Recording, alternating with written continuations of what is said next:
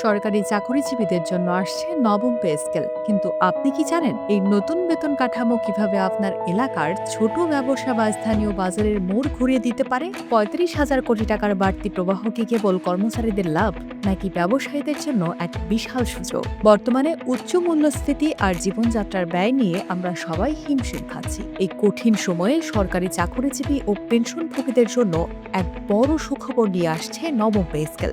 এটি কেবল একটি বেতন বৃদ্ধি নয়, বরং দেশের অর্থনীতির চাকাকে নতুন করে সচল করার একটি মহাপরিকল্পনা। জাতীয় বেতন কমিশনের প্রাথমিক সুপারিশে বেতন বৃদ্ধির পাশাপাশি বিভিন্ন ভাতা ও পেনশন কাঠামোতে আমূল পরিবর্তনের প্রস্তাব রাখা হয়েছে। এই ভিডিওতে আমরা আলোচনা করব এই নতুন পে স্কেল বাস্তবায়িত হলে স্থানীয় পর্যায়ে ব্যবসার কোন কোন খাতে নতুন সম্ভাবনা তৈরি হবে। সংশ্লিষ্ট সূত্র অনুযায়ী বর্তমান অর্থনৈতিক পরিস্থিতি বিবেচনা করে সরকার ধাপে ধাপে এই পে স্কেল বাস্তবায়নের কথা ভাবছে। আগামী অর্থ বছরের বাজেটে আংশিক বাস্তবায়নের জন্য প্রায় ৩৫,০০০ কোটি টাকার প্রাথমিক বরাদ্দের প্রস্তাব করা হয়েছে।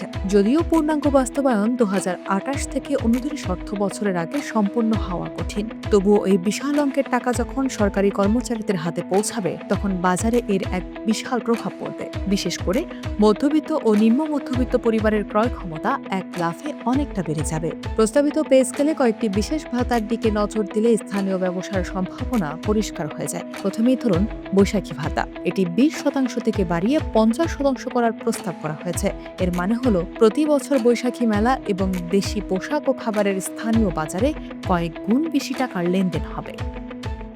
আবার শিক্ষা ভাতা ১৫০০ টাকা থেকে বাড়িয়ে ২,০০০ টাকা করার প্রস্তাব দেওয়া হয়েছে। এই বাড়তি টাকা সরাসরি খরচ হবে বই খাতা, স্টেশনারি দোকান, প্রাইভেট টিউটর বা কোচিং সেন্টারগুলোতে। ফলে প্রতিটি পাড়া মহল্লার শিক্ষা সংশ্লিষ্ট ছোট ব্যবসাগুলো চাঙ্গা হয়ে উঠবে। একটি চমকপ্রদ পরিবর্তন আসতে পারে টিফিন ভাতায়।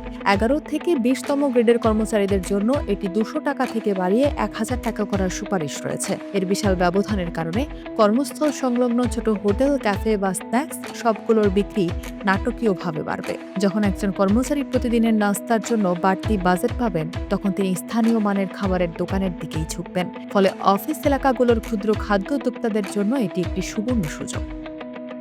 নতুন পে স্কেলে পেনশনভোগীদের জন্য ৩ ধাপে পেনশন বাড়ানোর পরিকল্পনা রয়েছে। যারা অবসরে আছেন তাদের আয়ের একটি বড় অংশ খরচ হয় স্বাস্থ্যসেবা এবং ওষুধের পেছনে। পেনশন বাড়লে স্থানীয় ফার্মেসি, ডায়াগনস্টিক সেন্টার এবং ছোট ক্লিনিকগুলোর উপর নির্ভরতা বাড়বে। প্রবীণ নাগরিকরা যখন আর্থিকভাবে সচ্ছল হবেন, তখন তারা উন্নত মানের চিকিৎসা নিতে আগ্রহী হবেন, যা স্থানীয় স্বাস্থ্যসেবা খাতকে সমৃদ্ধ করবে।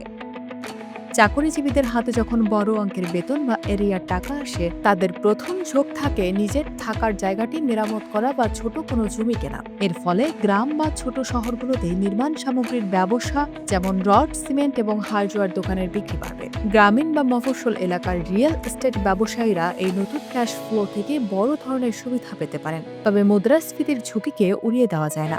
বাজারে টাকার সরবরাহ বাড়লে জিনিসের দাম বাড়ার প্রবণতা তৈরি হয়। এখানে স্থানীয় ব্যবসায়ীদের ভূমিকা হবে অত্যন্ত গুরুত্বপূর্ণ।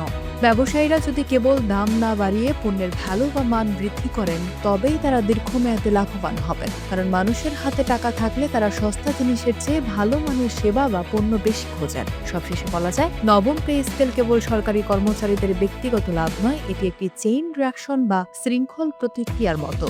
কর্মচারীর বেতন বাড়লে তার খরচ বাড়ে, আর সেই খরচই হলো স্থানীয় কোনো ছোট ব্যবসায়ীর আয়। সরকারের এই পদক্ষেপ যদি সঠিক সময়ে বাস্তবায়িত হয়, তবে তা দেশের অভ্যন্তরীণ বাজারকে এক নতুন উচ্চতায় নিয়ে যাবে।